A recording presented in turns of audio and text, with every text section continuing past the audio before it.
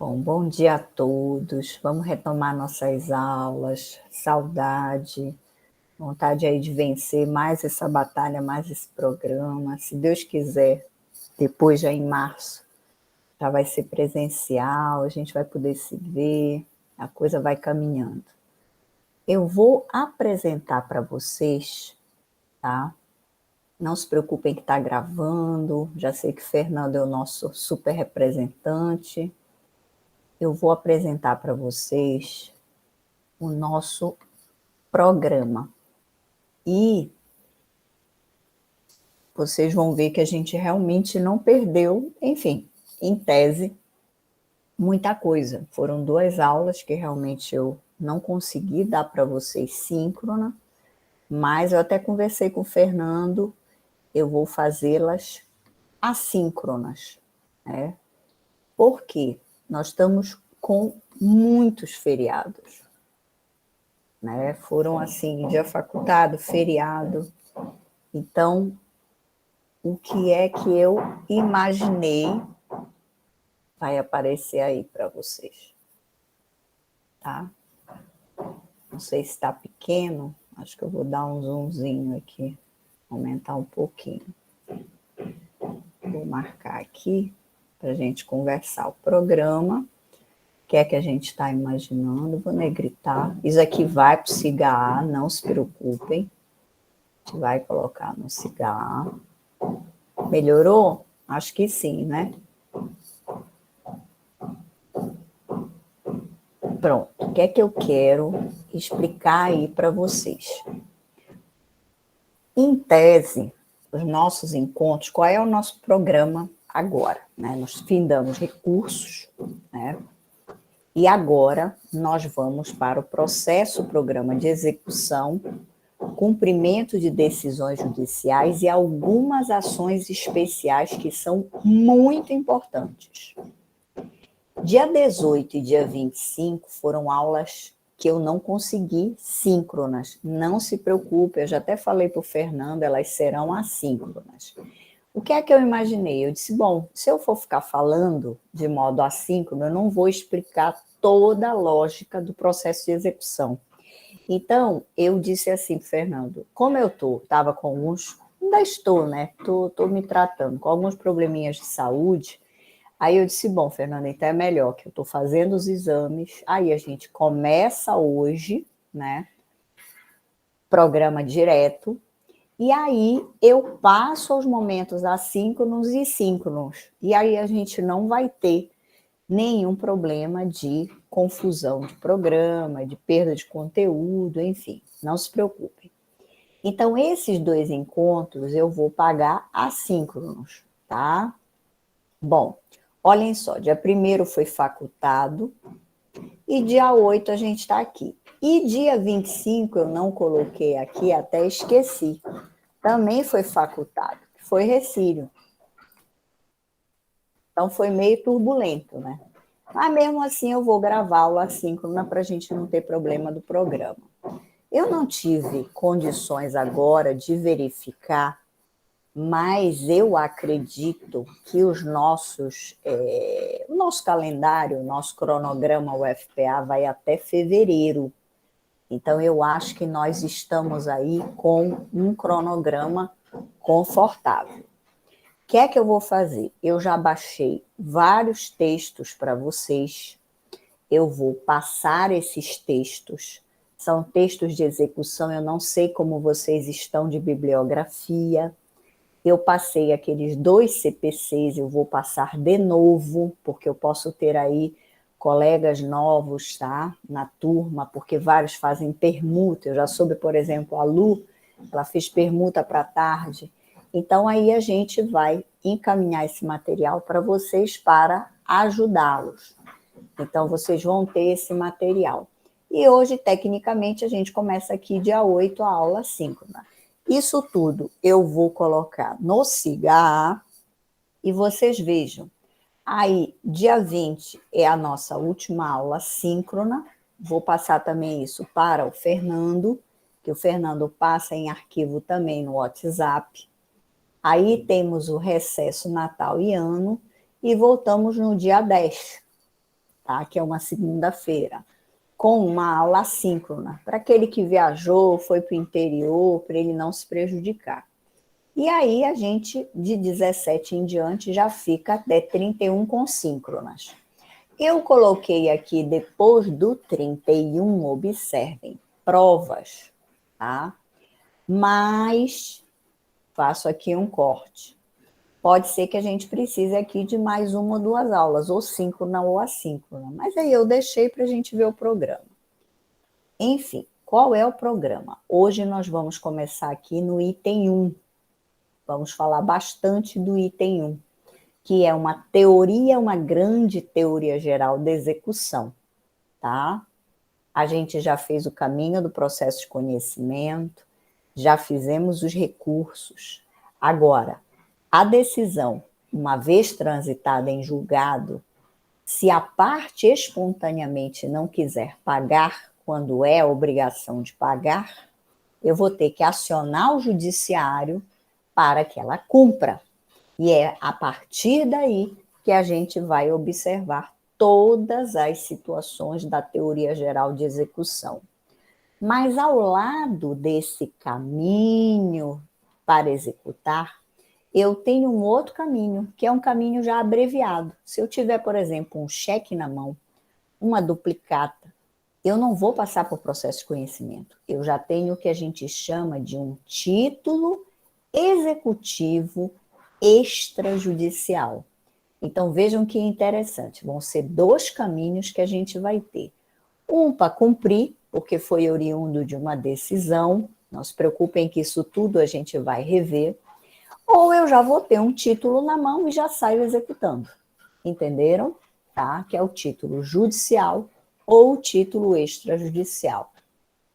Esta unidade 2, que é da liquidação, ela não gera problema, porque ela vai estar dentro da teoria geral da execução. Então, vocês vão ver que essa liquidação vai apagar uma hora ou outra. Quando eu estiver falando da teoria geral da execução, ela já vai estar dentro dessa teoria geral da execução. Essas duas primeiras unidades, nós vamos precisar aí de 2, 3 aulas. Então, serão as duas dos assíncronos, que eu vou gravar para vocês, e hoje a síncrona. Nós já vamos conseguir aí confortavelmente falar sobre esse momento. Agora, a unidade 3, veja, ela é grandona. Por quê? Porque cada fase aí, cada situação de caminho da relação jurídica processual executiva, do cumprimento da decisão, ou do próprio título extrajudicial, a gente vai ter uma conotação, a gente vai ter uma significação de institutos. Então, por exemplo, a gente vai ter uma aula desse item 3.1, só para estudar os títulos. Títulos executivos judiciais e títulos executivos extrajudiciais. Hoje vocês vão entender como é a roda inteira do carro, tá?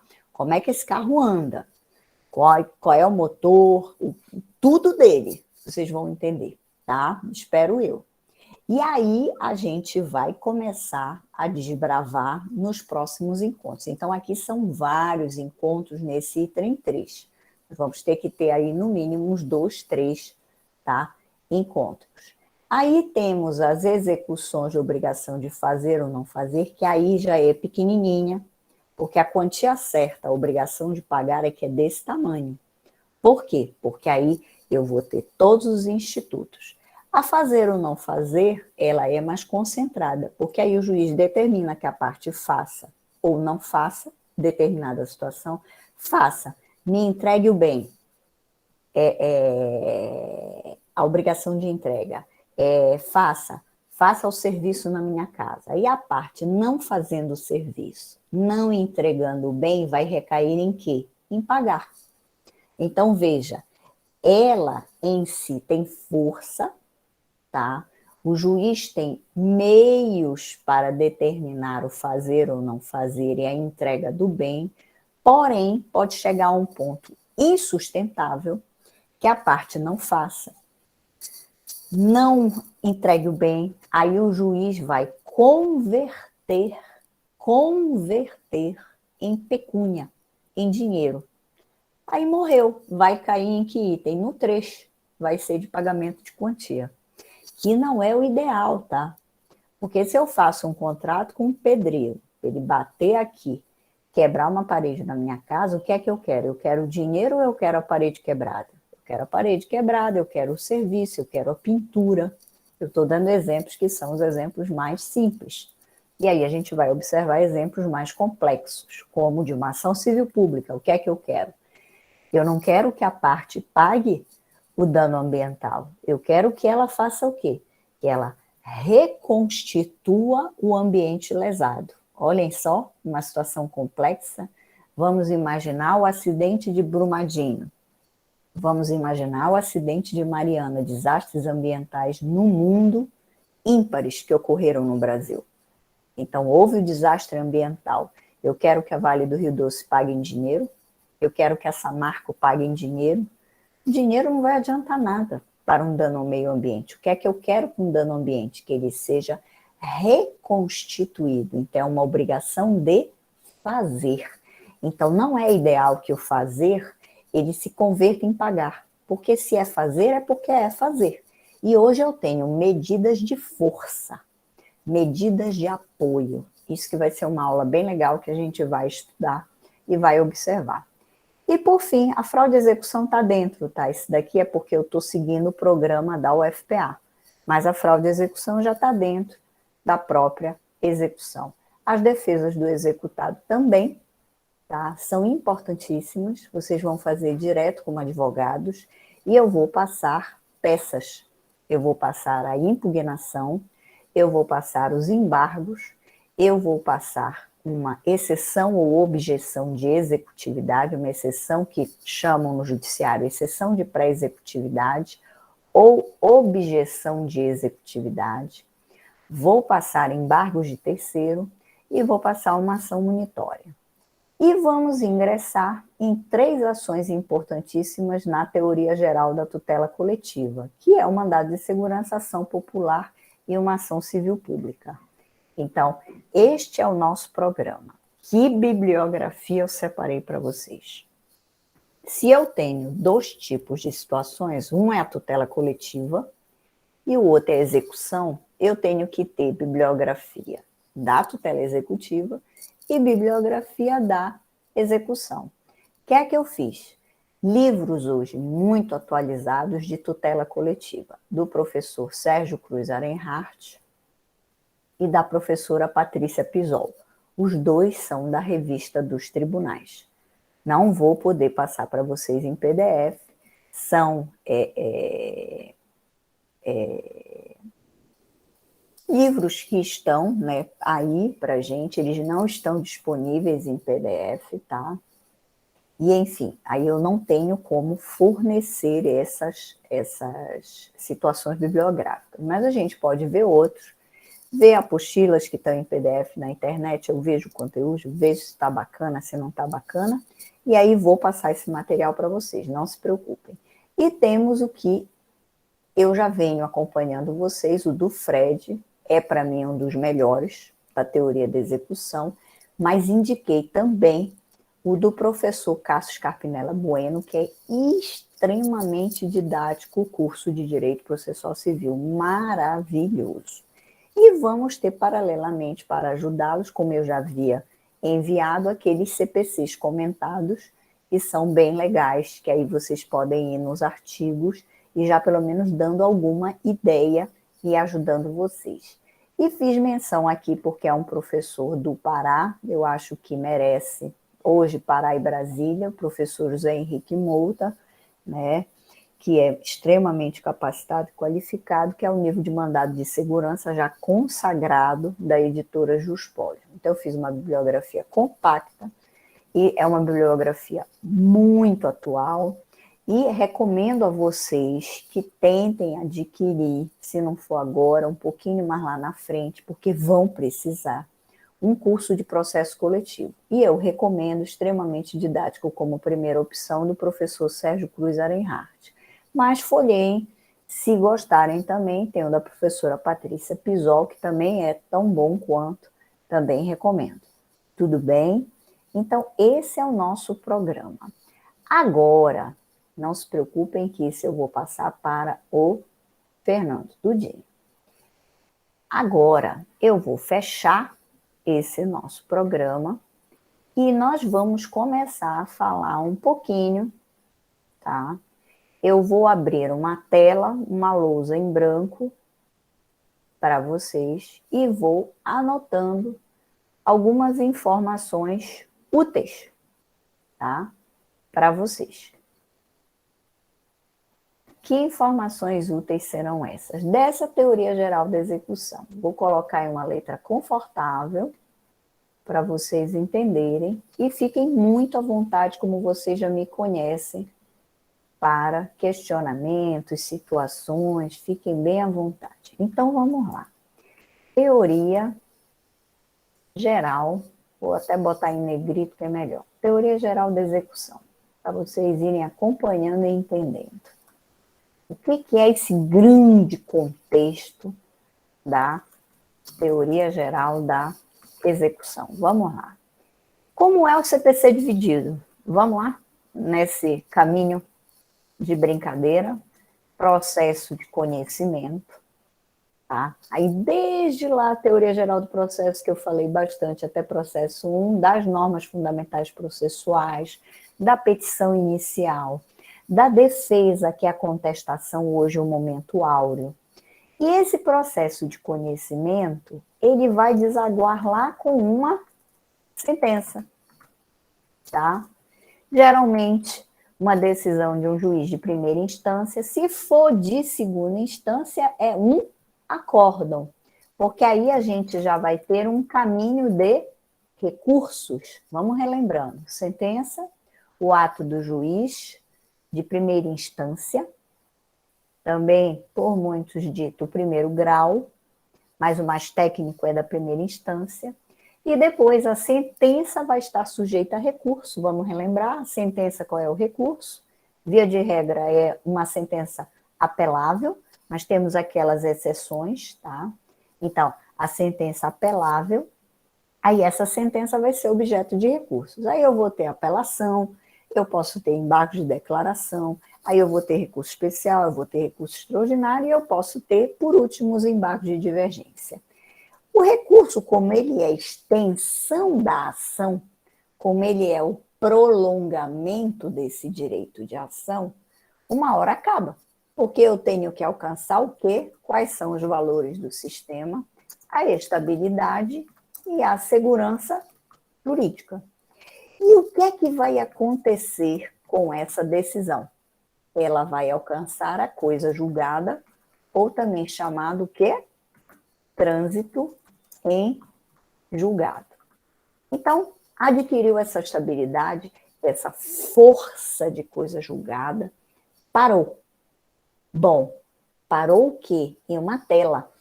Se não é uma tela, é uma tutela de papel. Aquele papel é o bem da vida? Claro que não. Então, a partir daí, eu vou ter que observar se qual vai ser aquele que era o réu, como ele vai, vou colocar uma interrogação, se portar. Qual vai ser a conduta dele? Se for uma obrigação de fazer, ele tem que o quê? Fazer. Se for uma obrigação de pagar, que está naquela decisão transitada em julgado, o que é que o réu tem que fazer? Pagar. Se for uma obrigação de entrega, o que é que ele tem que fazer? Entregar o bem. Ele ficou de me entregar o apartamento, não entregou. Ele ficou de me pagar 500 mil reais, não pagou. Ele foi condenado a um dano moral, para me pagar de dano moral 100 mil reais, não pagou. Então, quem é que tem interesse em ativar essa jurisdição? Olhem lá. Para que essas obrigações sejam cumpridas? O autor. O autor, esse autor, aí ele vai fazer uma petição inicial para o juiz que prolatou a sentença, que transitou em julgado. Ah, professora, foi o juiz da primeira vara civil da capital. Beleza. Eu vou fazer minha petição inicial com que cabeçalho? Excelentíssimo senhor juiz da primeira vara civil da capital. E vou pedir o quê? Este autor se converte em exequente. Então, quais são as partes nesse momento? Olhem lá. O que é que eu queria com o processo de conhecimento? Eu queria acabar com uma crise. Qual era a crise? Eu não consegui resolver o meu conflito ali na rua. Bateram o meu carro. Não quiseram pagar o prejuízo. Aí eu vou para o judiciário. É uma crise de certeza, é um conflito. Aí eu tornei-lhe certo. Gisele, você tem direito à indenização. Ótimo, ganhei. Já levei a indenização? Não. A decisão foi objeto de recursos, transitou em julgado, formou coisa julgada, mas eu ainda não estou com dinheiro. Então eu vou ao juiz novamente. Ele se tornou o quê? Exequente. Quem foi ao juiz? O autor. É ele que tem interesse na indenização. Não foi a batida de carro, não foi o meu carro. Então, o exequente, quem é? O exequente é o credor. Credor do quê? Daquela obrigação. Ou de um fazer, ou de um pagar, ou de uma entrega.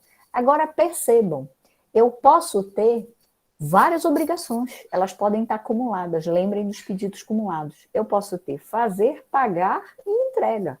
Vai depender do caso concreto. Então, o que é que eu vou fazer? Tá? Eu vou fazer uma petição inicial, onde o exequente, credor, vai acionar quem? O executado devedor. Para quê? Para que ele pague, para que ele entregue ou para que ele faça. Ou para que ele pague, entregue e faça. Entendido? Eu posso ter as 3 obrigações e pedidos acumulados. E esta petição inicial vai ser pedindo ao juiz o quê? Qual é o objeto da demanda? O objeto da demanda é para que o executado cumpra a decisão. Então, para quem está chegando agora, o meu bom dia, saudoso, vamos retomar, após aí esses vários dias facultados, após o nosso círio, né? Vamos ter aí a nossa retomada de encontros. E olhem só, que interessante. Eu vou tirar aqui, porque aqui é o momento áureo, para mostrar aqui uma coisa para vocês. Estou continuando. Então, eu fiz a petição inicial, ele não me pagou o prejuízo do meu carro, ele já está condenado, o executado devedor, a pagar o que ele deve, o prejuízo do meu carro, tá? E eu faço uma petição inicial de cumprimento da decisão. O cumprir a decisão é um título executivo judicial. É o caminho. Então, se eu fosse fazer um caminho aqui para vocês, olhem só. Processo de conhecimento.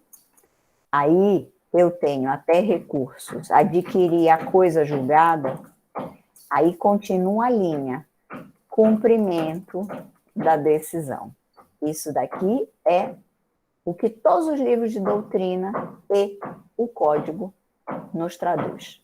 Então, a partir do artigo 523 do CPC, vocês vão observar que ingressa, repito, como é o nosso código aqui. Vamos lá, voltar aqui, para quem não estava antes, CPC. O CPC é dividido como? Em processo de conhecimento. Eu fui lá e bati na porta do juiz. Juiz, ele não quer pagar o prejuízo do meu carro. Depois do processo de conhecimento, que envolve o quê? Desde as normas fundamentais processuais, olhem tudo que a gente viu, ali petição inicial, partes, litisconsórcio, intervenções de terceiros, contestação, preliminares, sujeitos processuais, aí chega extinção do processo sem resolução de mérito, com resolução de mérito, estou lá no 485, 487. Aí vem cumprimento da decisão. Cumprimento da decisão. Por quê? Porque aí eu vou ter o título, a crise de certeza, o que era incerto. Saber se a Gisele estava falando a verdade, que bateram o carro dela, se tornou certo, porque o juiz decidiu, porque o juiz julgou, e o juiz disse que ela tem direito à indenização, e fechou aquela primeira parte, aquela primeira fase do processo. Qual é a fase? A fase da crise de certeza, do conflito. O conflito se tornou certo, o juiz com provas apurou, houve a batida de carro e deu ganho de causa a Gisele. A parte recorreu, perdeu, transitou em julgado, agora ela tem que pagar. Pagar o quê? O que ela me deve, para eu ajeitar o meu carro. É obrigação de quê? De pagar. Poderia ser uma obrigação de fazer. O pedreiro, como eu dei o exemplo. Poderia ser uma obrigação de entrega. Ele tem que me entregar o bem, porque ficou sob a guarda dele. Imaginem um contrato de depósito. Ele tem que me devolver o bem. Eu só deixei lá no depósito. Não é agora isso comum? Está proliferando pelas cidades do Brasil, o que já é um fenômeno mundo. Os espaços estão cada vez mais caros, e estão sendo criados aqueles edifícios, tá, imensos, de self-storage, usam até o nome estrangeiro, que são aqueles grandes depósitos. Eu não tenho lugar mais na minha casa, a minha casa é pequena, eu tenho um dormitório, 2 dormitórios, já tenho um filho, enfim, não tenho lugar. Aí eu vou guardar naqueles depósitos, utensílios, materiais, tem gente que faz até de mini escritórios lá dentro. Não tem aquela série macabra que eles têm os cadeados, né, daqueles depósitozinhos, é horrível aquela série. Aí tem gente até morta, esquartejada, guardam droga, guardam não sei o quê. Por quê? Porque aquilo ali é a minha propriedade. Eu vou lá, pago por mês um contratozinho de arrendamento, tipo um aluguel, e aí eu vou pagando aquele storage, aquele depósito. Chega uma hora que eu tenho que devolver. Aquele contrato finda, tá? Então, vejam, são situações que ocorrem hoje muito no dia a dia. Então, a obrigação de fazer, de pagar e de entrega. Bom, continuando ali a linhazinha, processo de conhecimento, acabou, passaram os recursos, coisa julgada, eu tenho que determinar o cumprimento, mas o juiz tem que ser provocado. Aí vem uma petição inicial de cumprimento da decisão. Eu vou mandar o modelo para vocês. Aí eu venho, excelentíssimo senhor doutor juiz da primeira vara civil da capital. Por que a primeira vara civil? Porque se foi ele que prolatou a sentença e transitou em julgado, é para ele que eu peço para cumprir a decisão. Se começou no tribunal, é para aquele desembargador relator para cumprir a decisão, que é muito raro começar direto no tribunal, vai começar em primeira instância essas causas. Aí eu vou para o mesmo juiz e digo, doutor, estou batendo aqui de novo na sua porta. Ele não quis me pagar. Ele foi intimado dessa decisão, ele tinha, olhem que aí vem mais dados, ele tinha 15 dias para me pagar e ele não me pagou. Ele tinha 15 dias para me entregar o bem e não me entregou. Faça alguma coisa, doutor juiz. Por que eu tenho que ir ao juiz? Porque o juiz é o Estado. Porque só o juiz, só o poder judiciário pode expropriar bens. Eu não disse, a Gisele não disse desapropriar.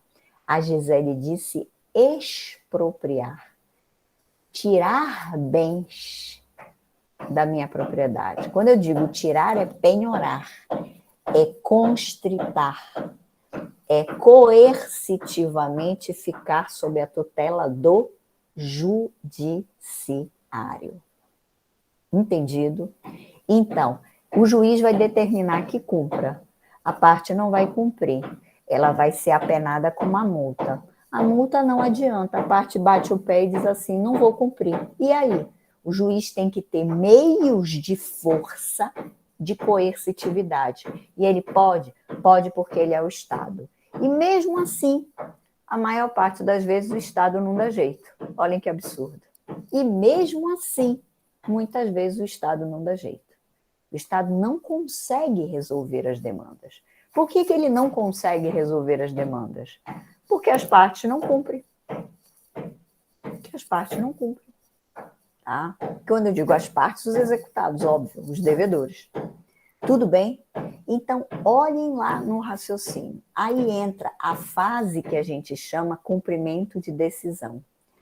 E esse cumprimento de decisão, tem que base um título executivo judicial. Por quê? Porque foi oriundo de uma sentença que condenou. Porque foi oriundo de uma sentença que reconheceu o vínculo obrigacional. Uma sentença que reconheceu uma relação jurídica. A crise de certeza termina com certeza. Aí eu determino que cumpra. Qual é a natureza jurídica? Natureza jurídica do cumprimento de decisão. É mandamental. O que é a natureza mandamental? É a determinação do juiz para que cumpra. Por isso vem o nome mandado de segurança. Natureza mandamental. Por isso que vocês leem no latim, nas peças, mandamos para o mandado de segurança. O que é no latim mandamos? É a determinação de cumprimento. Olhem que bacana, tá? Então, o juiz, com o seu poder, com a sua investidura legítima, ele determina que cumpra aquela decisão que ele já decidiu, que ele já tirou da crise de incerteza para a certeza. Então, acabou a crise. Agora cumpre. Tu não tens mais o que espernear, tu não tens mais o jus chorando, o jus gritando, o jus esperneando. Cumpre, entrega o bem, paga. Agora, não é simples assim. Por quê? Porque o Brasil tem uma cultura de litigiosidade. O Brasil tem uma cultura de conflito. Os próprios, lamentavelmente, o que eu vou dizer, advogados e advogadas, querem incidentes, querem recursos, querem protelar. Então, eu sempre conto isso nas salas de aula e com muita tristeza, apesar de muitos sorrirem, darem uma risadinha, mas é triste. Eu tive um professor na UFPA que se vangloriava, que ficava muito feliz em dizer que ele estava aguentando uma ação 10 anos para o executado. Olhem só, ou seja, imagina, a parte sofre 10 anos no processo de conhecimento, olhem ali a linha, eu vou aqui marcar para vocês, olhem a linha. A parte sofreu no processo de conhecimento 10 anos, aí passou, foi para recurso, foi até Supremo Tribunal Federal, volta, transita em julgado. Aí eu entro com uma petição, eu credora, eu exequente, com uma petição inicial pedindo juiz, determine que ele cumpra, não tem mais o que ele discutir, ele tem que pagar o que ele me deve, ele tem que me entregar o bem, ele tem que fazer. Aí ele não faz, o executado, e ainda pode impugnar, e ainda pode embargar, e ainda pode brigar. Ou seja, ainda pode se defender. Por quê? Porque o Brasil adotou no Estado Democrático de Direito a ampla defesa, tá? Então, vejam, por isso que tem por aí as chamadas semanas de conciliação. O TJ está nela. Semanas nacionais de conciliação, semanas regionais de conciliação, tentativas de autocomposição, mediação. Por quê? Porque a cultura no Brasil é do litígio. E mais, como é fora, para dar uma realidade para vocês do próprio direito comparado, não é assim. Por quê? Porque se respeita o Poder Judiciário. Então, quando o Judiciário sentencia, quando transita em julgado, acabaram os recursos, esgotaram-se os meios recursais e as técnicas processuais, cumpre. Por que cumpre? Porque é o judiciário, acabou, você não teve razão, então é a hora de cumprir. Então a nossa cultura, lamentavelmente, ainda é do conflito, ainda é do litígio, ainda é do jeitinho, ainda é da estratégia. Então são processos que se arrastam. Então eu sofro no processo de conhecimento e eu vou sofrer no cumprimento de sentença. E essa natureza mandamental, que é uma situação para determinar, eu vou colocar aqui, vamos lá, desculpa, eu vou ter pelo juiz a determinação de adimplemento, aí se instaura um incidente de cumprimento de sentença que se torna outro problema, porque aí vai aos bens, não tem bem, não tem carro, não tem imóvel, não tem nada no nome dele, isso é ou não é o Brasil? É ou não é o nosso Brasilzão? Pessoa jurídica, não tem nada no nome dela, está toda pendurada, cheia de dívida. E como é que fica o credor? Como é que fica o exequente? Sem o dinheiro? Sem o bem? É isso. Se a gente não correr no tempo do processo, o tempo da vida lá fora, não vai conseguir nunca ter coerência com esse tempo do processo. Então vejam que é um complicador, é extremamente delicado o assunto. Tá? E vocês, como advogados e advogadas, têm que ter essa agilidade, esse cuidado com o processo. Tá? E se forem advogados, obviamente, porque é o mistério da advocacia, a advocacia do executado, né? Vocês vão se defender normalmente, agora cuidado com a ética, tá? Porque é um dos princípios da execução que a gente já vai ver, que é a necessidade de uma ética, porque se vocês não tiverem essa ética, vocês vão ter milhares de dissabores hoje de multas, inclusive do cliente poder ir em cima de vocês e pedir um dano contra vocês. Então, esse cumprir a decisão é um título judicial. Então, veio o cumprimento da decisão. Então, qual é a linha do CPC? Processo de conhecimento, aí vai até recursos, coisa julgada, e aí entra o cumprimento de decisão. Olha o que eu vou dizer. Cumprimento de decisão aqui. Tá? O cumprimento da decisão, ele é chamado, não esqueçam disso, adoram isso em prova de concurso. Cumprimento de decisão é chamado de sincretismo processual.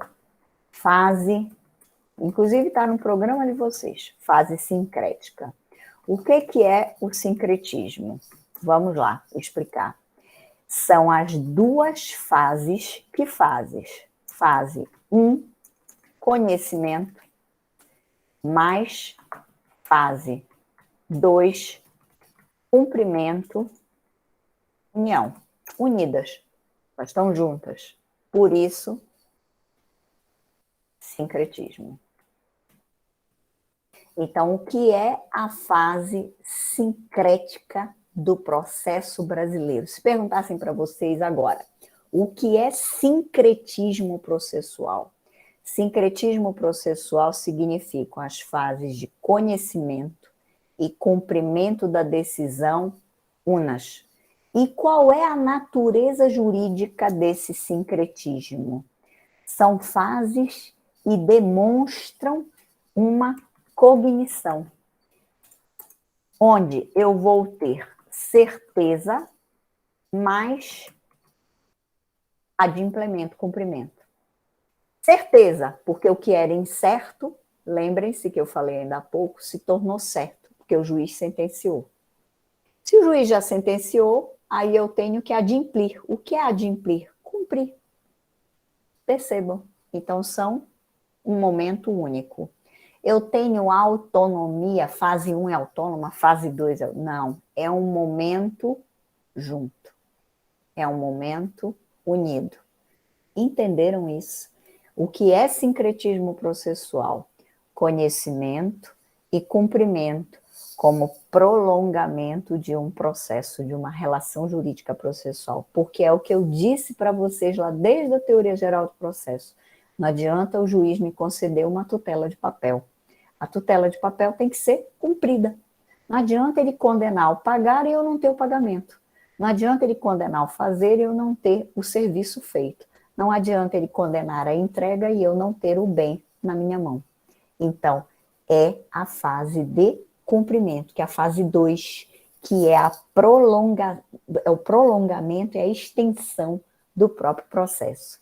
Por que eu estou dizendo isso? Porque não ganha outro número no judiciário. Meu processo era 210 dígito 25, 2021, 2015, vamos colocar lá para trás, 2015, tá? Tramitando no Tribunal de Justiça do Estado do Pará.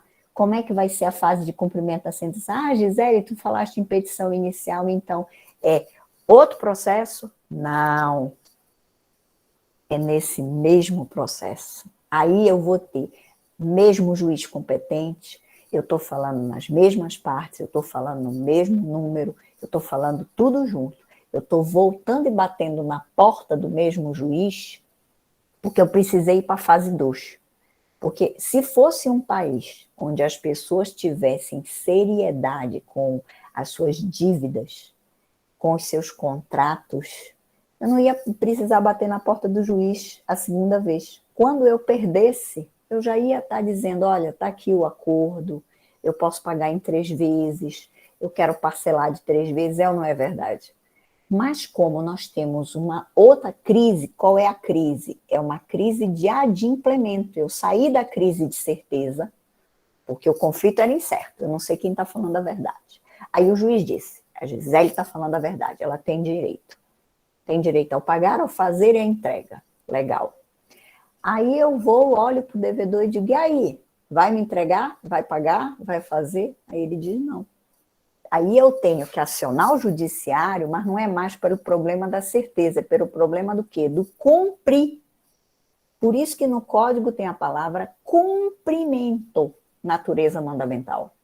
Então aí a gente vai provocar o cumprimento daquela decisão que já ocorreu. Por isso que é um título executivo judicial e entra tudo junto no mesmo processo. Conseguiram entender isso? Já é muito. Esse é o título executivo judicial. Aí a gente entra nessa crise de adimplemento, de cumprimento. Porque aí eu vou ter que ir ao patrimônio do devedor, se for pagar. Olhem lá. Aí, se for obrigação de pagar, vamos ao patrimônio do devedor. Tem bens? Que bens são penhoráveis? O que é penhora? Penhora é um ato do Estado. Ele vai começar a fase de expropriação de bens. O que é expropriar? É tornar indisponível, só quem pode fazer isso é o Estado. O Estado tornou indisponível o meu carro. Meu carro está penhorado. Eu não posso vender mais o meu carro. Eu não posso fazer uma cessão desse carro. Eu não posso fazer nada sobre esse carro, porque esse carro está penhorado, está, olhem só, penhora, eu vou colocar o outro termo, ele sofreu uma constrição judicial, ele foi constritado, ele está sob a tutela, sob a égide do Estado. Eu não posso sumir com o carro, eu tenho que cuidar do carro, é o depósito. Eu me torno uma depositária do meu próprio carro. Eu tenho que cuidar desse patrimônio porque vai ser para pagar o credor. Este carro vai, outra fase da arrematada. Então ele foi penhorado. Penhorado por quem, professor? Eu quero já entender. Penhorado por um oficial de justiça. Vamos lembrar lá da Teoria Geral do Processo, quem é o serventuário? O braço e a perna do juiz na rua. O oficial de justiça. O oficial de justiça penhorou o carro, está sob a égide do Estado, registrada a penhora, está lá no Detran, aparecendo no documento, que se alguém quiser comprar esse carro, ela não vai ser enganada, porque está lá registrado, que ele está penhorado para o processo judicial. Ninguém vai querer comprar um carro desses, todo enrolado, tá? Então, ele está constritado judicialmente, esse carro, e este carro vai à asta pública. O que é a asta pública? Asta pública. Aí a gente vai ter o leilão. O leilão, ele vai bater o martelo, ser vendido para alguém. Esse alguém, que é um terceiro, paga pelo valor que foi arrematado, é a chamada arrematação judicial.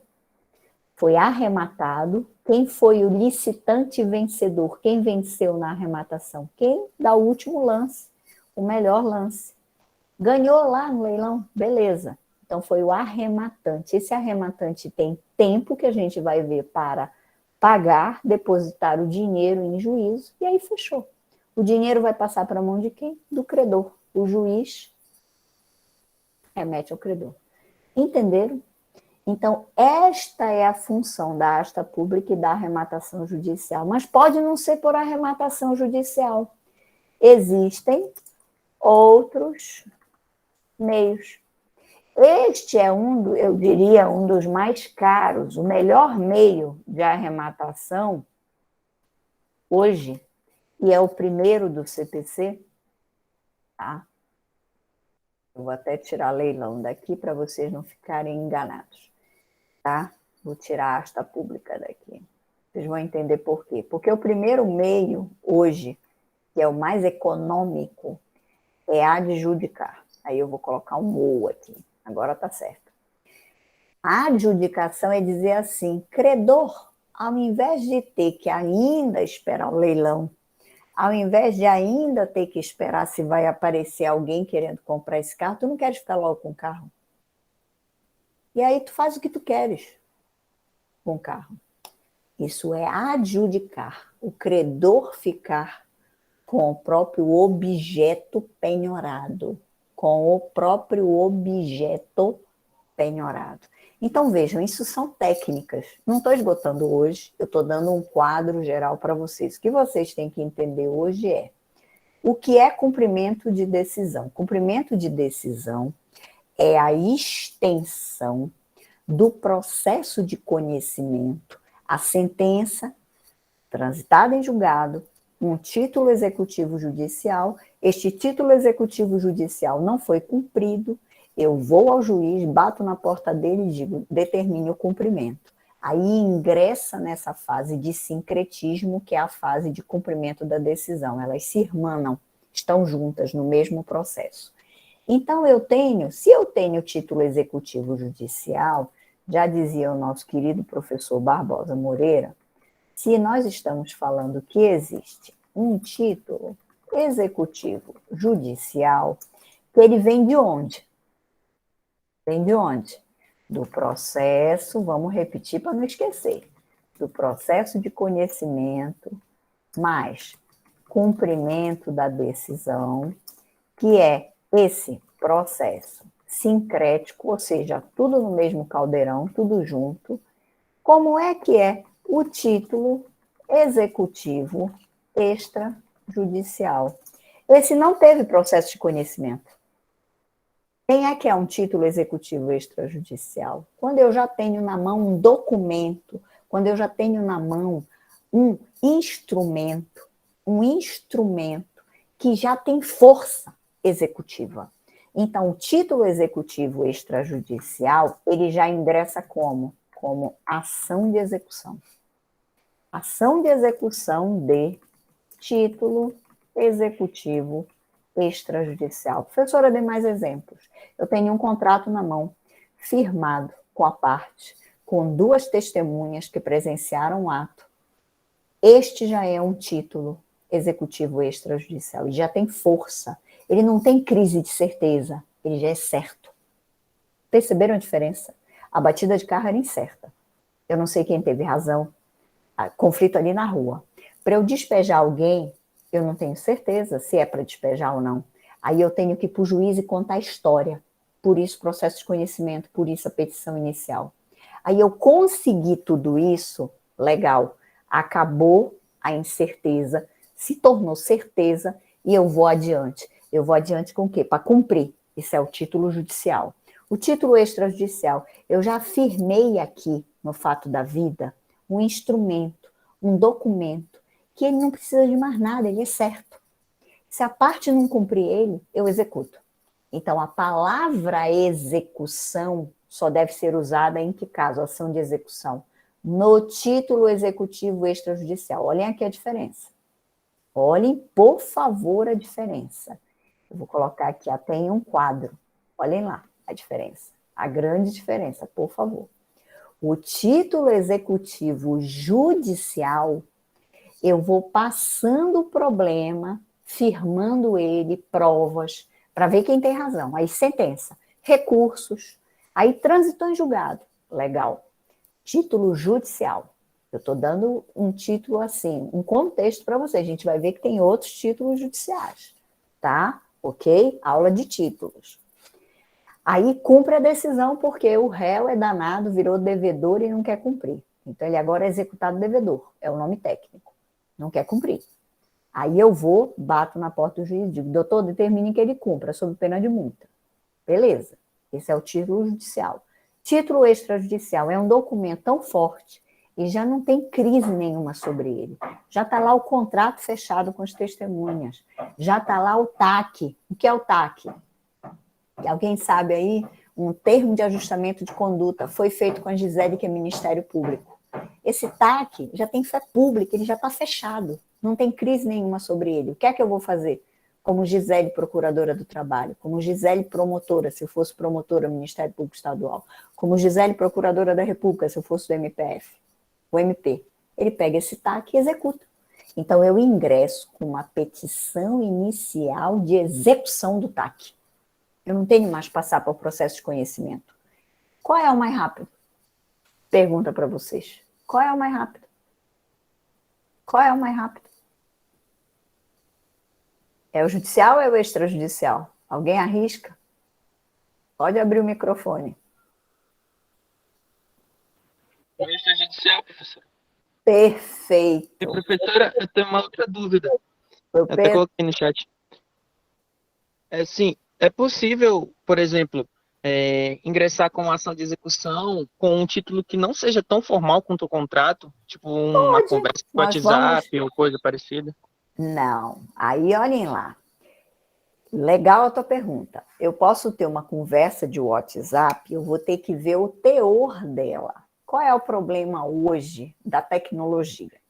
Que a gente tem que observar. Ela é prova digital. Eu posso ter o WhatsApp, eu posso ter das antigas, as cartinhas, que hoje a gente já nem usa carta, né? É tudo eletronicamente, mas eu estou brincando mesmo de propósito. Vocês não são da época da carta, vocês não são da época do fax. Alguém sabe o que é fax aí? Só os mais antigos. O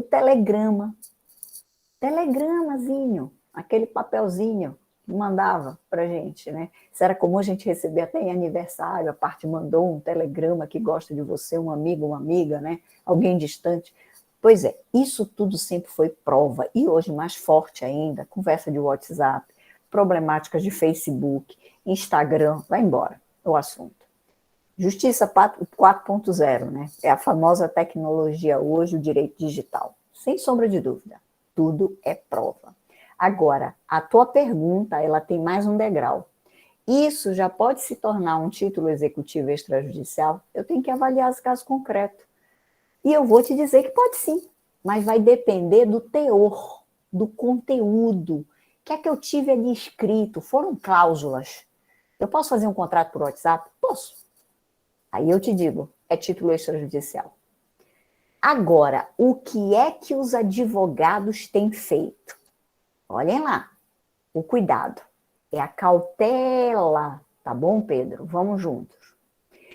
Eu tenho uma conversa de WhatsApp, foram várias cláusulas. Estava lá, cláusula 1, Pedro se obriga a me pagar 100 mil reais. Oh, beleza, Pedro, pode me pagar. 100 mil reais no dia 31 de dezembro, que dia fatídico, hein? No dia 31 de dezembro de 2021. Eu estou fazendo como se fosse um contratinho, que não precisa ter papel, que não precisa estar ali. Qual é o grande problema? Cadê as testemunhas para ser título extrajudicial? Ah, professora, mas olha, assinaram lá no documento eletrônico. Pode ou não ter assinatura eletrônica? Claro que pode. Assinaram lá, mandei por e-mail, 2 assinaram, tem assinatura digital, foi por token, olha lá, que eu sempre mostrava para vocês em sala de aula. Olha aqui, o token, assinatura digital. Então, por isso que eu lhe disse, depende do caso concreto. O que é que fez o CPC? Para resguardar o próprio contrato, para ele se tornar um título executivo extrajudicial, ele tem que ter testemunhas, ele tem que ter segurança. Ele tem, professor, mas essa testemunha assinou depois, não interessa. O que interessa é que haja um mínimo de segurança, entendeu? Porque a gente está falando em Estado Democrático de Direito, a gente vai ver caso a caso. Então, a priori, a tua pergunta, pode ser possível? Pode, mas eu tenho que analisar cada caso concreto. Você me entendeu, Pedro? Então, excepcionalmente pode. Agora, o que eu ia falar dos advogados, que eu ainda não concluí. A de cautela, que o povo adora o latim, com cautela. O que é que os advogados têm feito nessas provas digitais? Vão ao cartório e fazem o registro perante o tabelião, que é aquele protesto. Lembram disso? Que nós já estudamos o protesto, tá? E fazem o protesto daquela prova como existente, para não ter questionamento de falsidade, de não ser verdadeiramente um título extrajudicial dos problemas que você me perguntou. Então, eu posso fazer isso. Outros advogados, além do protesto, ingressam com uma antecipação de prova. Então, eu antecipo a prova e digo assim, a prova existe, está aqui do contrato. Olhem lá. Então, eu me valho de uma antecipação de prova para dizer que ela existe. Ou, Pedro, eu posso ter aquilo, foi tão bem montado, 2 testemunhas assinaram eletronicamente. Vocês sabem que nós temos um appzinho que se chama EasySign. Eu tenho no meu. Então, por exemplo, hoje tem uma banca de defesa. Vou dar um exemplo para vocês. Tem uma banca de defesa, de mestrado. Aí eu fui convidada pela professora Valena, vamos lá. Aí a professora Valena diz assim, Gisele, assina a ata. Aí se eu não tiver aqui com o meu token, eu tenho esse aplicativo que eu faço com o dedo no celular. Olhem só, eu faço com o dedo a minha assinatura no celular. E cola naquela ata, naquele documento. Isso daí não é uma assinatura? Olhem os problemas da tecnologia. É a minha assinatura, foi o meu dedinho ali. Gisele, pode ser feita uma perícia sobre essa tua assinatura? Pode. Então, se eu tiver, por exemplo, esse documento digital, com a assinatura de testemunha, seja por EasySign, com dedinho, o padrão da assinatura, seja com o certificado digital, que eu acabei de mostrar para vocês, o tokenzinho, certificado eletrônico, é assinatura. Quem é que vai dizer que não é? Tem padrão de assinatura e mais, tornou o título extrajudicial. Então, Pedro, eu tenho que analisar caso a caso com muito cuidado. Por isso que são importantes os nossos encontros. E vocês me responderam perfeitamente qual é o mais rápido. Claro que já é ter título executivo extrajudicial. Então, hoje vocês têm que pensar para o cliente de vocês informar que título. Logo, em tentar fazer acordo fora do judiciário, formar o título executivo extrajudicial, se o outro lado, que vai virar o devedor, não cumprir, executar ele em juízo. Entenderam? É a melhor coisa, é o melhor dos mundos. Então, o Ministério Público, o que é que faz? Hoje, a Defensoria Pública, o que é que faz? O próprio Estado, quando é autor. Claro que o Estado ele não quer perder tempo. Então, o que é que ele vai tentar fazer primeiro? Ele vai tentar formar um título para ele depois executar. Ok? Então, essa é a ideia da execução. É isso que vocês têm que imaginar. Esse processo correr mais rápido. Então, o que é que fez o CPC de maneira muito sábia? Eu vou ter um rol de títulos judiciais e um rol de títulos extrajudiciais. E aí a pergunta do Pedro se formata, que eu vou ter que avaliar no caso concreto. Chegou o cliente. Cliente, foi o que você fez? Olha, tem aqui a conversa do WhatsApp. Aí eu vou ter que analisar, vou ter que ver se tem testemunha, vou ter que ver quem participou. Entenderam? Tudo bem? Porque senão é só uma prova, Pedro, digital. E se é só uma prova digital, eu tenho que passar pelo processo de conhecimento para demonstrar para o juiz que ela é certa, para demonstrar para o juiz que ela é certa, para depois determinar que cumpra o que estava contido nela. Entendi. Agora, se ela Obrigado. já tiver fechadinha, com testemunha, tudo bonitinho, legal, eu já parto para execução. Você, como advogado, que tem que observar. Desculpa, Pedro, pode falar. Perdão. E já com o título extrajudicial, em todos os moldes, assim, formais, por exemplo, Aí você pode faz a ingressar... petição inicial. Desculpa te interromper, só para te ajudar. Você faz a petição inicial lá. Aí eu não vou ter juiz. Aí ela vai ser distribuída livremente, porque não tinha processo. Tudo bem?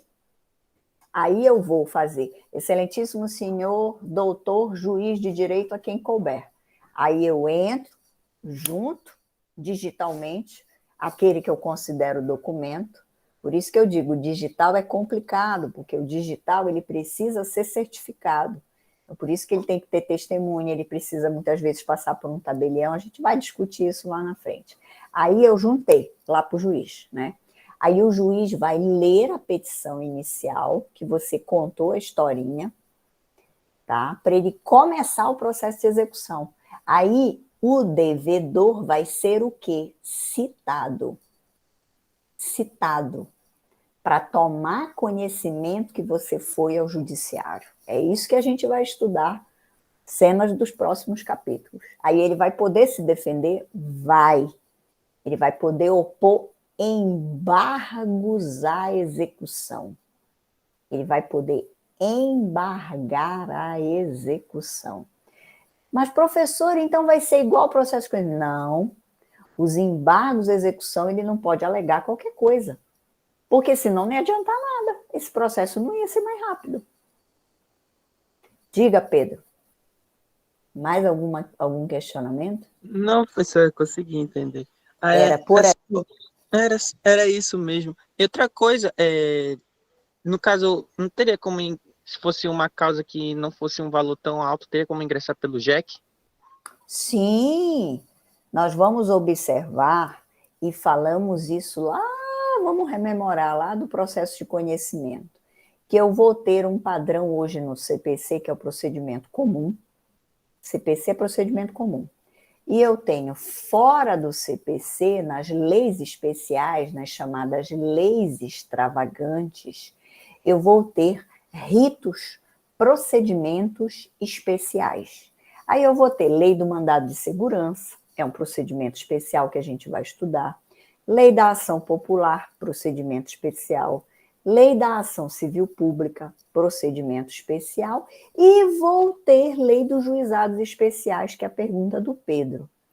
Qual é o requisito para os juizados especiais, o JEC?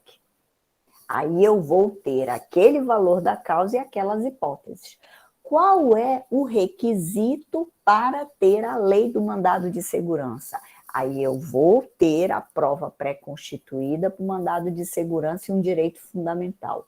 Qual é o objeto para a lei da ação civil pública? As obrigações de fazer e não fazer. Só que a lei da ação civil pública ainda tem mais um senão. Qual é o senão? Não é qualquer um que pode entrar com ação civil pública. Só quem pode entrar com ação civil pública, quem é? Quem é o legitimado por ação civil pública? Ministério Público, Estado, sindicatos, associações. Então, nós, meros mortais cidadãos, não podemos entrar com ação civil pública. Então, vejam, são requisitos, são pressupostos, são condições de admissibilidade desses ritos. Então, eu vou ter, Pedro, lá sim, os juizados especiais. Perfeito. E via de regra com valor, porque aí são causas de... Quando é que eu entro nos juizados especiais? Causas de menor potencial. menor É até complexidade. 20 salários mínimos, né? O valor. Isso, então eu vou ter uma distinção que foram feitos, melhor dizendo, juizados especiais para tentar o quê? Desafogar, né? Tentar retirar a sobrecarga do judiciário. Só que funcionou muito. Hoje o Brasil continua sobrecarregado, sobrecarregadíssimo. Nós ainda não conseguimos um fluxo de processos, né, que seja mais confortável. Lamentavelmente, a gente tem bons institutos, tem excelentes, vias, mas lamentavelmente ainda não conseguiu. A maior parte dos títulos vocês acham que são judiciais ou extrajudiciais? O que é que vocês acham? Vocês acham que a gente tem mais cumprimentos de decisão ou ações de execução? O que é que vocês acham? Mais cumprimento ou ação de execução? Título judicial ou extrajudicial? Judicial. Não, Renan. A gente tem mais cumprimento de decisão. A gente tem mais conflitos ali da vida, de crises de certeza. E são os mais demorados. Quem é que assina fácil nota promissória duplicata só se tiver com a corda quase se enforcando no pescoço? Porque todo mundo sabe que nota promissória duplicata gera o quê? Execução direta. E quem é que, via de regra, assina esses títulos? Nós, pessoas físicas, assinamos nota promissória duplicata? Ou quem mais assina nota promissória duplicata? Pessoa jurídica. Renan, eu entendi por que tu respondeste ação de execução, e eu vou dizer por quê. Porque tu olhas lá no CNJ em números, raciocinei, por que tu raciocinaste com a tua resposta? Legal, Renan. Ele raciocinou, o Renan, para a gente, que são mais ações de execução, e eu vou dizer por quê. Porque quando a gente vai no CNJ, no Conselho Nacional de Justiça, é uma pesquisa maravilhosa, tá? Eu posso passar para o Pedro. Né? Para o Fernando, perdão, para o nosso representante. Passar para o Fernando. O CNJ em números diz que o Brasil tem um número maluco de execuções. Só que quando o CNJ diz que a gente tem um número infinitamente superior de execuções, não são ações de execução de título extrajudicial. Ele está querendo dizer execuções no sentido de que ninguém cumpre. Entendeu, Renan? Ficou claro agora? É no sentido de que ninguém cumpre. Não quer dizer que seja só de título extrajudicial. Ele está dizendo que existe uma crise no Brasil que ninguém quer cumprir. A gente quer barrigar a dívida. A gente está sempre dizendo, não, eu vou mais um recurso, eu vou impugnar, eu vou embargar. Não, eu vou recorrer ainda, entendeu? Então é uma crise. Isso, perfeito, Renan. Renan, o CNJ e os autores, eu inclusive já escrevi, né? A gente diz assim, o Brasil tem uma crise de efetividade. Essa é uma frase clássica dos autores de processo. Que crise de efetividade? Porque quando chega na execução, olha a frase que eu vou fazer, quando chega na execução, executando, o número de execuções no Brasil é maior que de ações de conhecimento. Renan, essa frase está certa, mas não quer dizer que seja só ação de execução de título extrajudicial. Quando a gente usa essa frase, a gente quer dizer o quê? Que é uma crise geral que ninguém quer pagar, que ninguém quer fazer. Aí está no bolão o quê? Seja de título judicial, seja de título extrajudicial. Isso ficou claro para vocês, porque vocês não podem errar quanto a esse dado. O Brasil realmente tem o maior número de execuções, mas a gente não está especificando se é execução de título judicial ou extrajudicial. Ok, Renan? Muito bom. Aí, excelente. Que aí eu acho que agora você entendeu. Quando os autores dizem que a gente vive essa crise de efetividade, é porque realmente a gente está lotado de processos de descumprimento, seja de título judicial, seja de título extrajudicial, porque a parte não tem bem, não quer pagar, não quer fazer. Qual é o pedreiro que a gente briga com o pedreiro? Eu pergunto para vocês, quem de vocês, ou o pai, ou a mãe, ou um tio, não teve problema com algum serviço? Você deixa lá sei lá, seu micro-ondas, você deixa lá até o seu secador de cabelo, você deixa lá um eletrodoméstico. para a parte fazer o serviço. Aí você deixa lá, ele te dá um recibozinho, aquele recibozinho horroroso, né? Um papelzinho. Aí ele te deixa lá, te dá aquele papelzinho. Você liga pro seu João. Seu João, e aí? Ajeitou meu secador de cabelo? Ainda não, dona Gisele, ainda não está pronto. Seu João, só ajeitou lá meu relógio? Tá não. E você chega lá, cadê o serviço? Quem é que ingressa, me digam, com esse probleminha no judiciário? Só se for um problemão. E eu pergunto, ingressa? Ingressa. Então, imaginem as crises que nem chegam ao judiciário, que são desses servicinhos. E quando eu vou para o judiciário, eu peço o serviçozinho do seu João ou eu peço o dinheiro, se eu adiantei o dinheiro? Olhem a crise aí das obrigações. A maior parte das pessoas já nem quer brigar pelo serviço. Ela quer o quê? O dinheiro se ela antecipou algum pagamento. Correto? Então, a gente vive realmente uma crise, e isso é muito o quê? Cultural. Se a gente tivesse uma aula de sociologia, a gente ia dizer que é uma crise de sociedade, é uma crise de seres humanos que nós temos, porque nós brasileiros tivemos e fomos aculturados, lamentavelmente, dentro dessa crise. Não estou dizendo que isso é determinismo, tá? Porque eu não acredito em determinismos. Eu acho que sempre a gente está apto a mudanças. É porque é o jeitinho mesmo de achar que você pode barrigar a justiça, de não acreditar no judiciário, né, de não respeitar a própria instituição judiciária, Ministério Público, Defensoria Pública, advogados, aí vai embora, tá? Então, vamos adiante. Eu vou parar aqui essa apresentação e vou falar mais umas coisas importantes para vocês. Não se preocupem que eu vou dar esquemas. Então, o que é executar? Executar é satisfazer o meu crédito. E com o cumprimento da decisão, o que é que eu quero cumprir a decisão? Satisfazer o meu crédito. E o meu crédito pode ser em dinheiro, ou pode ser o fazer ou não fazer ou entrega. Essa é que é a ideia. Bom, o que é que a gente vai ter em termos de princípios da execução? São princípios importantíssimos. Eu vou colocar os nomes para vocês. O primeiro princípio, eu já falei dele agora aqui, é o princípio da efetividade. Pode ser cumprimento de decisão, pode ser ação de execução de título extrajudicial. O que é que se pretende com o cumprimento ou a execução? A efetividade. E a efetividade é a entrega do bem da vida. Qual é o bem da vida? A obrigação de pagar, fazer ou entrega. Ok? Quando eu estou falando fazer, é fazer e não fazer, né? Deixar de fazer. Tá? Deixar de fazer o ilícito. Parar o ilícito. Este é o princípio da efetividade. Eu quero um judiciário que verdadeiramente adeque a tutela e me responda. Para ele me responder, olhem o que eu vou dizer. Eu tenho que dotar o juiz de força. Força o quê? Executiva. Então, ele tem que ter força quanto aos meios. Então, olhem o que eu vou dizer, que hoje é o moderníssimo. Ele pode bloquear a conta bancária. Ele pode tornar indisponíveis bens, que é o caso da penhora.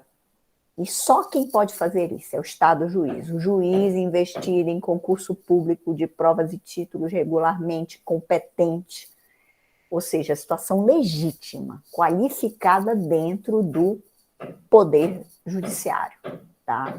Então, não é qualquer um.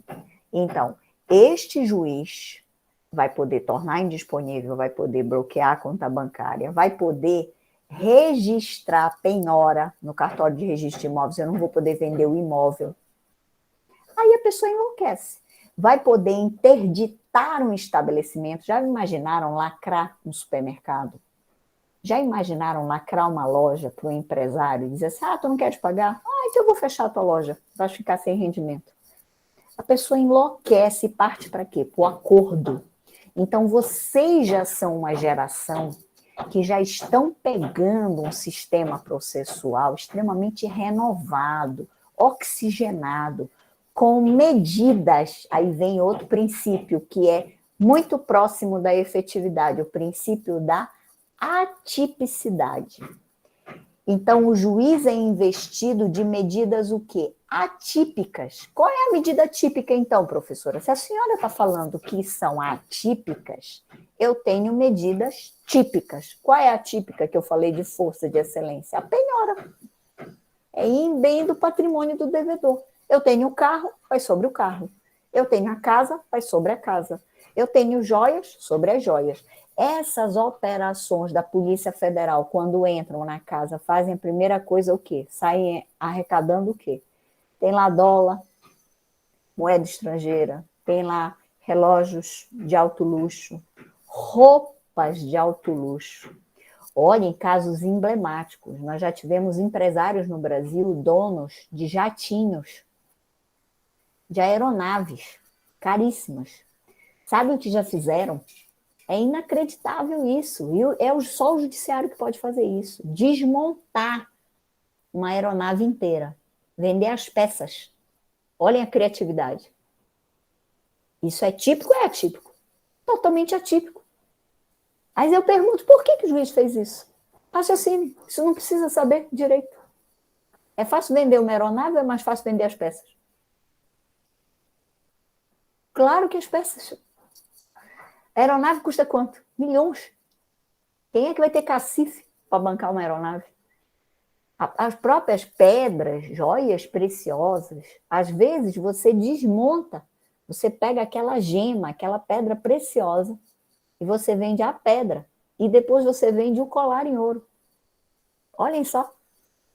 Você descaracteriza a joia. Olhem só. Então, é essa criatividade, esse poder hoje de uma atipicidade. O céu é o limite. E nessa discussão, nós vamos travar aqui. Eu posso pegar o passaporte de alguém? Olha, a Gisele é devedora e adora ir para os Estados Unidos, para China, Japão, ou quem dera viver viajando, hein? Portugal, Espanha, babá. Vamos pegar o passaporte dela? Pode ou não apreender passaporte? Pode apreender minha carteira de motorista para eu pagar minha dívida? Pode apreender carteira de trabalho do trabalhador? Já tiveram juízes que fizeram isso. E aí, vocês são advogados, vocês fazem o quê? Entram com que medida? Pegaram a carteira de trabalho. Vocês entram com que medida? Habeas corpus. Olha que interessante. Mandado de segurança. Dependendo da esfera, do porte, a gente vai estudar aqui situações bem legais. Mas adiante, vamos com calma. É um assunto bem legal. Aí depois eu tenho o princípio da primazia da tutela. O que é que se quer dizer com isso? Princípio da primazia da tutela. Se o meu contrato era de uma obrigação de fazer, o que é que eu quero? O pagar ou fazer? O fazer. Então, a ideia é de empoderar o judiciário, de colocar o judiciário empoderado com poderes e medidas de força, de expropriação, de coercitividade, para que as obrigações sejam o quê? Cumpridas, adimplidas. Então, o princípio da primazia da tutela é: a obrigação era de fazer, que termine no fazer, de pagar, o pagar, de entrega, de entrega. Princípio da boa-fé processual. O princípio da boa-fé processual é a conduta ética. A gente vai observar qual é o contraponto da conduta antiética. É a fraude. A fraude eu posso ter de duas ordens: a fraude contra credores e a fraude à execução. A fraude contra credores é antes do processo, é fora do judiciário. Eu já estou fraudando credores com artifícios, com ardis. A fraude contra credores está no direito civil. Civil. Está lá no Código Civil. Por quê? Porque ela é antes de processo. A fraude à execução é no curso do processo. É a primeira grande diferença. Fraude contra credores, eu sou esperta. Eu pego o dinheiro do Vinícius, eu pego o dinheiro do Pedro, eu pego o dinheiro da Canandra, eu pego o dinheiro da Vanessa. São 4. que eu estou devendo. Vocês 4 são credores. Vinícius, Pedro, Canandra, Vanessa. São 4 credores. Eu sou a devedora. Devedora comum. Por que devedora comum? Porque eu devo aos 4. Tudo bem? Até então, eu estou devendo aos 4. Vinícius, Pedro, Canandra e Vanessa. Aí, o que é que se faz? Vocês não sabem que eu estou devendo Deus e mundo. Eu já estou maliciosamente com a minha fuga preparada. É geralmente o que acontece com os empresários. O empresário pega e empresta de um bando de gente, né? Faz e acontece, um bando de coisa errada, e aí depois some. Isso foi feito uma fraude contra credores. Que ação vocês vão ingressar? Com uma ação pauliana ou revocatória de todos esses atos. Mas se não der, e já tiver em processo de execução de alguém, aí é fraude, não é o nome contra credores, é fraude à execução, fraude de execução. Tudo bem? Então, o princípio da boa-fé processual, ele deve se pautar, seja o título judicial, o cumprimento de sentença, seja o título extrajudicial, ele deve se pautar em quê? Em conduta ética. O princípio da responsabilidade patrimonial. Todos nós somos responsáveis. Todos nós somos pessoas físicas, todos nós temos juízos e faculdades positivas, nós não temos problemas mentais, então todas as obrigações que a gente contrai, a gente tem responsabilidade sobre elas. Quando uma pessoa morre, aí as dívidas vão para o inventário, mas em vida, tudo nós somos responsáveis pelos nossos atos e devemos pagar, não com o nosso corpo. Não existe mais, isso era do direito lá atrás, o direito da força, né? Que era na força. Hoje nós vamos pagar, ou seja, vamos responder com patrimônio. Então, o princípio da responsabilidade é no sentido de responsabilidade patrimonial. E mesmo a pessoa morta vai sobre o inventário, sobre os bens daquele que faleceu, do decujus. Às vezes não sobra nada, né? Via de regra. Contraditório. Contraditório tem que existir sempre e sempre. O contraditório é uma máxima. Processo de execução não tem contraditório. Claro que tem, a parte pode se defender. E aí eu vou ter as matérias que são objeto da execução. As matérias que podem ser alegadas na execução. Pode alegar tudo. Não, não é assim. Porque senão era pior que o processo de conhecimento. Pior que às vezes é. Mas, enfim, a priori o legislador imaginou a ampla, né, defesa, mas é uma defesa projetada para o palco do cumprimento da decisão e para o palco da execução. E o princípio da menor onerosidade. O princípio da menor onerosidade é o princípio de que eu não posso ter uma execução que não adiante. Por exemplo, eu devo 13 milhões de reais. Aí pegam um carro meu valendo 100 mil. Tá? Então, é o princípio da onerosidade, é o quê? Eu posso onerar e tem que ser útil. Então, são 2 princípios juntos. Onerosidade, utilidade. A onerosidade, eu não posso exceder. E também eu não posso ter execução inútil. 13 milhões para um carro de 100 mil é uma gota no oceano. Agora, veja o exemplo inverso. Ele deve só 10 mil reais e penhora 1 milhão. Aí é razoável? Então, a menor onerosidade é eu não posso onerar o devedor. Eu não posso, ele deve, repito, só 10 mil reais e eu penhoro 1 milhão, como juiz ou juiz. Ou o credor pede 1 milhão. Aí o juiz tem que fazer o quê? Negativo. Eu vou bloquear ou penhorar só uma quantia para não onerá-lo. É a menor onerosidade, que também é para proteger o devedor. Eu não posso ter abusos, eu não posso ter excessos, como eu não posso ter o inverso, uma execução inútil. Então, são 2 princípios que têm que ser raciocinados juntos. A menor onerosidade é para proteger quem? O devedor. Tem que ser o menos oneroso. Ah, tem carro, casa e avião. Aí o credor pede, eu quero o avião. Não. Quanto é a dívida? 10 mil. Não, então a gente vai penhorar o carro, o menor. Bem, vamos deixar livre a casa e o avião, porque ele te deve só isso. Menor onerosidade. Agora, ele tem só carro, mas deve 10 milhões. Penhora inútil. O que adianta eu penhorar um carro de 10 mil? Eu tenho que achar tantos bens quanto sejam suficientes. E também não posso exceder. Me entenderam? São dois que andam juntos. Menor onerosidade. Proteger o devedor. O devedor tem um patrimônio gigante. Vamos penhorar só o que ele deve. E utilidade? Só posso penhorar o que é útil. Eu não posso penhorar o que é inútil. Eu vou penhorar o anelzinho só. Não adianta. Tá devendo quanto? A joalheria inteira. Aí não adianta nada. Então, essa dosimetria, essa calibragem não é fácil. E ela tem que ser utilizada com dose de outros princípios. Quais são? Razoabilidade e proporcionalidade. Adequação das medidas. Esse que é o grande, eu diria...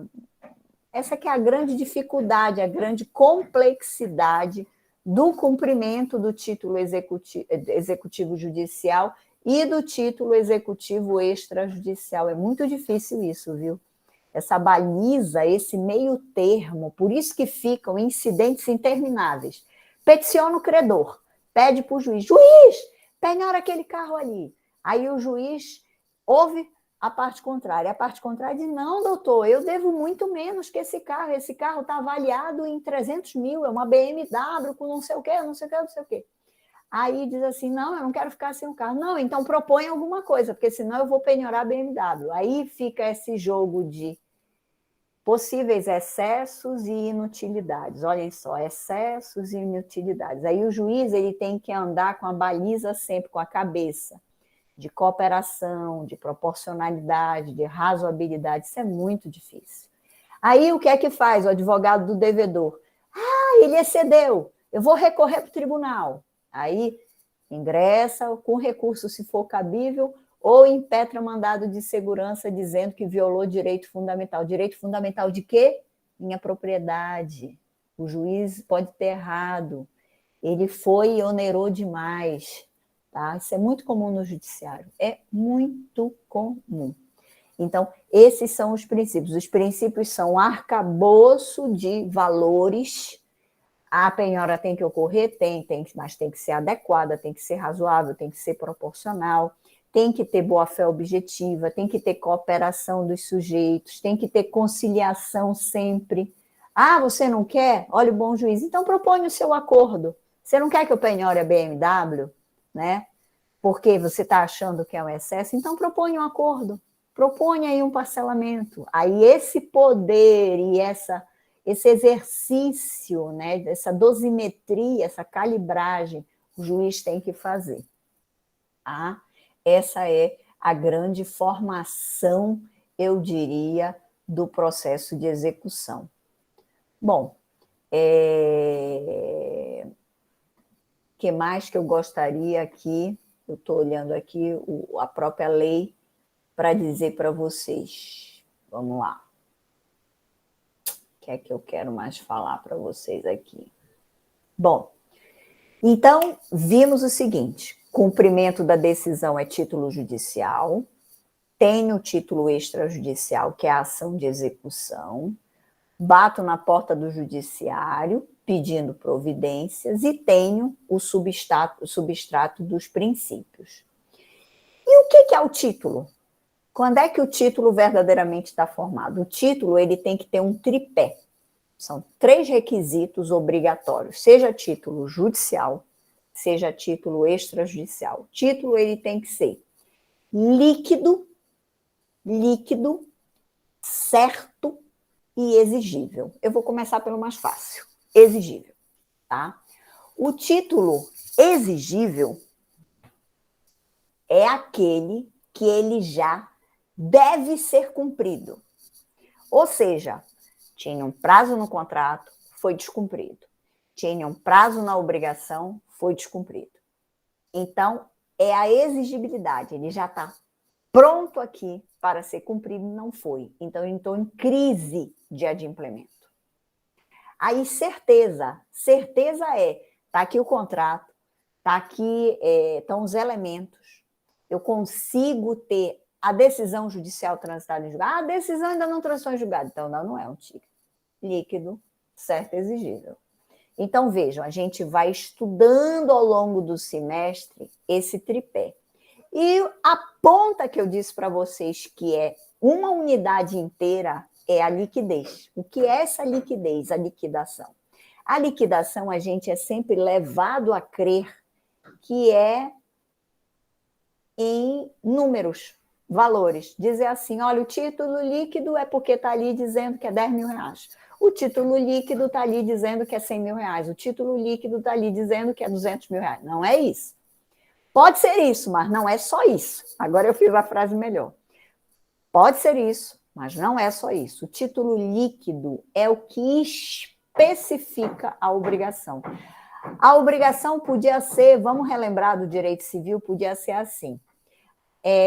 Fica o devedor obrigado a entregar um bem fungível,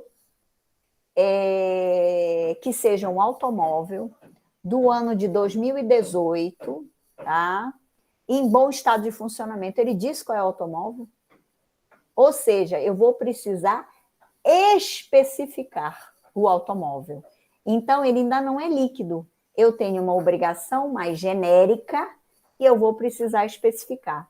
E quando a gente tem bens fungíveis, vocês já estudaram no direito civil, tá? Ele pode ser trocado por um da mesma qualidade, né? Pode haver esse poder liberatório daquele bem por um similar, idêntico, né? Para e passo naquela situação. Então, liquidez nem sempre está ligada a valores. Não é só 10 mil reais, 100 mil reais. Se eu dissesse só esse exemplo, estava errado, estava incompleto. Não era errado, estava incompleto. Então, pode ser de um bem. Eu preciso especificar qualidade, características. Por exemplo, ele tem que me devolver o gado, né? São exemplos paradigmáticos de pecuária, de agricultura, a safra, uma colheita. Aí eu vou ter que especificar que grão é grão de soja, pode ser outro tipo de grão, pode ser trigo, pode ser não sei o quê. Aí a gente vai ter que ver o caso concreto para fazer essa identificação de elementos, de caracteres. Então, o que eu vou sugerir a vocês, advogados e advogadas, amanhã? Quando forem fazer um contrato, cuidado com essas características. Não deixem tão genérico. Por quê? Porque se vocês deixarem genérico nesta cláusula do contrato, sabe o que vai acontecer? A liquidação vai se arrastar dentro do cumprimento ou da execução. Porque aí vai ter que entrar um incidente dentro do processo de execução para especificar o que vocês podiam ter especificado quando? Antes. Se vocês já oferecem as características antes, ainda que seja de fungibilidade, é mais fácil depois. Por exemplo, do automóvel que eu falei ainda há pouco. Um automóvel do ano de 2018 do tipo Fiat, podendo ser trocado por um elemento Volkswagen. Aí você vai dizer, é o Onix com o, sei lá, o Fiat tal. Então, você já consegue fazer esses parâmetros. São 2 carros que vão custar no mercado uma média de 15, 20 mil. Ah, professora, mas não é melhor deixar só um carro? Não, e se o carro for descontinuado? Se o carro deixar de ser fabricado? O carro deixou de ser fabricado. E aí? Eu vou ter que fazer uma liquidação para encontrar um outro carro para conseguir gerar liquidez, para que tenha as mesmas características que era aquele carro anterior. Isso vai ou não dar confusão? Devedor quer ou não um pé para fazer briga? Conflito. Confusão no momento dele não pagar. Claro, ele quer ganhar tempo. E o tempo para o credor, o cliente de vocês, é ouro. Então, conselho que eu forneço aqui humildemente a vocês. Quando forem fazer um contrato em que não seja din-din, dinheiro, nós vamos ter que pensar nos elementos mais próximos de uma especificidade, identidades, características similares, para isso ficar mais amarrado. Isso a gente passa no Ministério Público, tá? Com situações de meio ambiente, enfim. Bom, são 10h10, tá? Eu acho que a gente avançou, muito bacana. Eu vou gravar 2 momentos assíncronos. Vamos ter segunda que vem o nosso momento síncrono. Nós vamos arrematando várias coisas. Esses elementos assíncronos, não se preocupem, que eu vou fazendo o seguinte, eu vou fazendo elementos que podem ser mais soltos. Quando tiver a junção, que eu disser, não, vocês têm que ver esse assíncrono para não dar problema na continuidade do assunto. Aí eu aviso. Mas não se preocupem que esses 2 eu vou fazer mais soltos, porque eu vou fazer com petições. Eu vou fazer petição inicial do título judicial, do título extrajudicial, aí vai ficar mais confortável para vocês. Até para entender esse contexto todo do que eu estou falando, tá bom? Eu espero que esteja todo mundo bem, as famílias com saúde, enfim, todos dentro de uma pauta possível. Espero que todos estejam vacinados e vacinadas. Esse momento é muito, muito, muito importante. Que vocês se vacinem, eu acho que é um elemento que eu devo mencionar aqui para a proteção de vocês e das famílias de vocês. Por favor, não neguem, né, a ciência. Nós estamos dentro de uma pauta de conhecimento científico, estudando o direito, que é ciência. Então, vamos caminhar juntos e bem, se Deus quiser, 2022 será um ano de bem maior, eu diria, de luzes, né? Luzes saudáveis, gostosas, e vamos estar juntos novamente, se Deus quiser. A gente oferta um curso optativo para eu conseguir estar com vocês. Pronto, tá bom? Tudo de bom, excelente semana e abençoada. Um beijo, gente. Tá? E eu passo para o Fernando as especificações. Forte abraço.